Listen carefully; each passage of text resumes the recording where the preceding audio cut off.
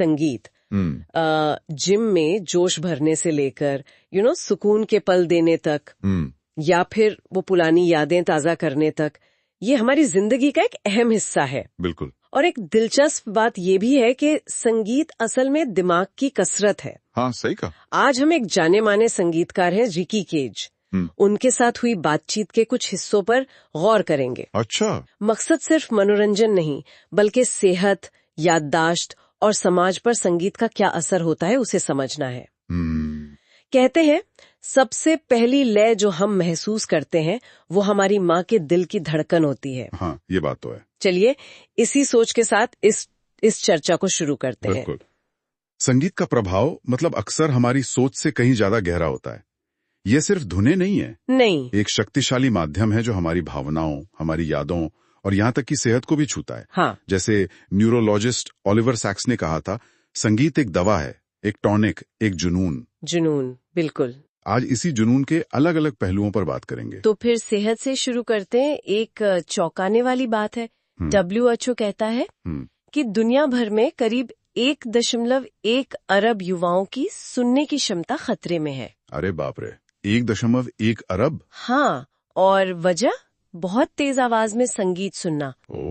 इससे टिनिटिस जैसी समस्या भी हो सकती है, जिसमें कानों में लगातार एक आवाज, एक सीटी जैसी गूंजती रहती है। हाँ, वो मैंने सुना है उसके बारे में। रिकी केज ने सुरक्षित तरीके से संगीत सुनने पर WHO के साथ काम भी किया है। और ये जानना बहुत जरूरी है, क्योंकि सुनने की क्षमता एक बार चली जाए तो वो वापस नहीं आती। सही बात है। WHO की जो मेक लिसनिंग सेफ पहल है वो इसी बारे में है कि भाई सही वॉल्यूम पर सुने, अगर असहज लगे तो आवाज कम कर दें। हाँ। कॉन्सर्ट में भी थोड़ी सुरक्षित दूरी बनाए रखें, या फिर वो ईयर प्लग आते हैं उनका इस्तेमाल करें।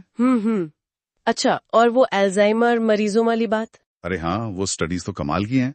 जब अल्जाइमर मरीजों को उनका पसंदीदा संगीत सुनाया गया, हाँ, तो वे प्रतिक्रिया देने लगे, भले ही वे उस वक्त अपने लोगों को पहचान नहीं पा रहे थे। सच में? हाँ, और संगीत बंद होने के बाद भी उनके दिमाग पर उसका असर कुछ देर तक रहता है। कमाल है। ये दिखाता है संगीत कितना गहरा जुड़ा है हमसे। बिल्कुल। और यादों से तो इसका रिश्ता अनोखा है ही। बिल्कुल।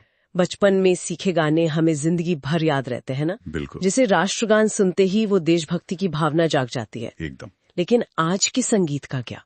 आजकल गाने हिट तो होते हैं, जैसे वो तोबा तोबा था कुछ वक्त पहले, खूब चला। हाँ, याद है। पर क्या वो सालों साल याद रहेगा?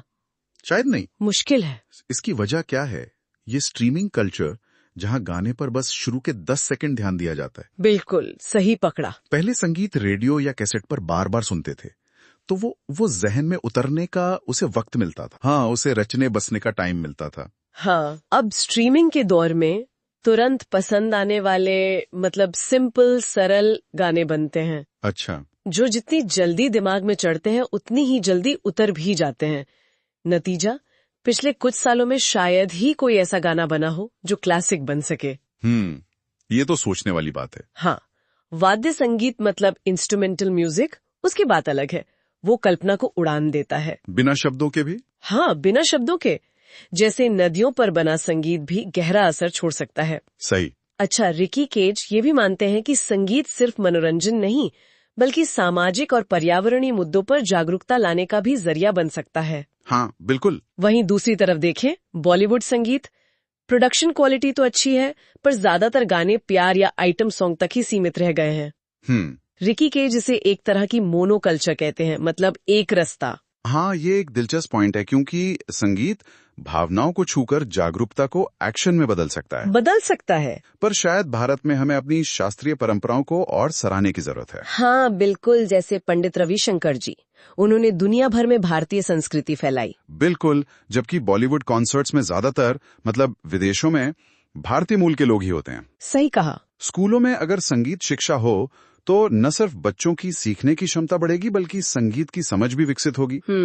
रिक्की केज का एक एल्बम है ब्रेक ऑफ डॉन, वो इसी सोच पर आधारित है। अलग अलग रागों के जरिए मानसिक शांति देना। राग मतलब वो खास सुरों के ढांचे जो अलग अलग भावनाएं जगाते हैं। बिल्कुल वही। तो फिर संगीत का पूरा फायदा उठाने का सबसे अच्छा तरीका क्या है? हाँ, रिक्की केज की सलाह है संगीत के प्रति समर्पण, मतलब बिना किसी दूसरी गतिविधि के एकदम ध्यान लगाकर सुने। अच्छा। खासकर जब आप मानसिक शांति या प्रेरणा के लिए सुन रहे हो। ये समर्पण वाली बात खास है, खासकर वेलनेस संगीत के लिए। इससे इंट्रोस्पेक्शन, मतलब आत्ममंथन में मदद मिलती है। पर उन्होंने ये भी कहा कि अलग अलग मूड के लिए अलग संगीत काम आ सकता है, जैसे गुस्से में शायद हैवी मेटल। हाँ, हो सकता है। या फिर तनाव कम करने के लिए कोई कॉमेडी शो देख लेना। हाँ, वो भी एक तरीका है। और ये भी दिलचस्प है कि कभी-कभी अपनी भावनाओं की जो इंटेंसिटी है उससे मिलते जुलते संगीत को सुनने से, जैसे गुस्से में तीव्र संगीत, हाँ, उसे सही दिशा देने में मदद मिल सकती है, मतलब उसे चैनलाइज करने में। अच्छा, मतलब इमोशंस को रेगुलेट करने का एक टूल बन सकता है संगीत। बिल्कुल। तो हमने देखा कि संगीत सिर्फ मनोरंजन का साधन नहीं है, ये हमारी सेहत, सुनने की क्षमता, दिमागी कार्य प्रणाली, याददाश्त, भावनाओं को गहराई से प्रभावित करता है और सामाजिक बदलाव लाने की क्षमता भी रखता है। जिम्मेदारी से सुनना और संगीत की शक्ति को समझना जरूरी है। बिल्कुल। और अंत में एक विचार छोड़ जाते हैं। हाँ, अगर संगीत माँ के गर्भ की पहली लय से लेकर अल्जाइमर मरीजों तक भाषा और तर्क से परे जाकर हमें जोड़ सकता है, तो संगीत की और कौन सी अनछुई संभावनाएं हैं जिन्हें हम अपनी रोजमर्रा की जिंदगी या समाज में नजरअंदाज कर रहे हैं, जिनका इस्तेमाल हम शायद नहीं कर रहे हैं? ये तो बहुत गहरा सवाल है, इस पे सोचना तो बनता है। हाँ, सोचिएगा जरूर।